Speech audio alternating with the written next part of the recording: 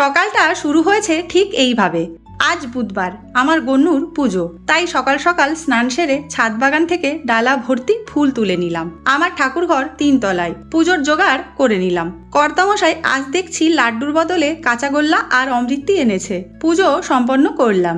একদিন পর পর এই সবজি দাদা বাড়ির সামনে দিয়ে যায়, তো এনার কাছে খুব টাটকা সবজি থাকে। 2 কেজি গাছ পাকা আম নিলাম, আর নিলাম কিছুটা গাঠি কচু, আর 2টো বেগুন নিয়েছি।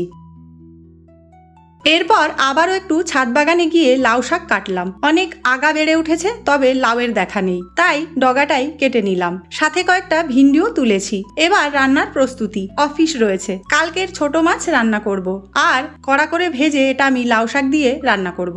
একটু আলু বেগুন দিয়েছি। এরকম ভাবে লাউ শাক কারা খাও? আমরা তো ছোট থেকেই খাই। 9টার মধ্যে সবকিছু একা হাতে করতে হয়। লাউ শাকটা তো হয়ে গেছে। কালকের চিংড়ি মাছ।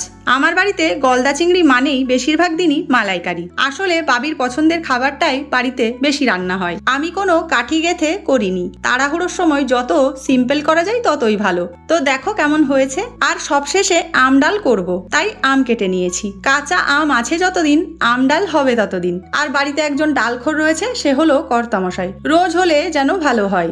এখন কর্তামশাই অফিস বেরিয়ে গেল, আর আমি ব্রেকফাস্টে আজ খেলাম চিড়ে, দই, আম আর নারকোল কোড়া।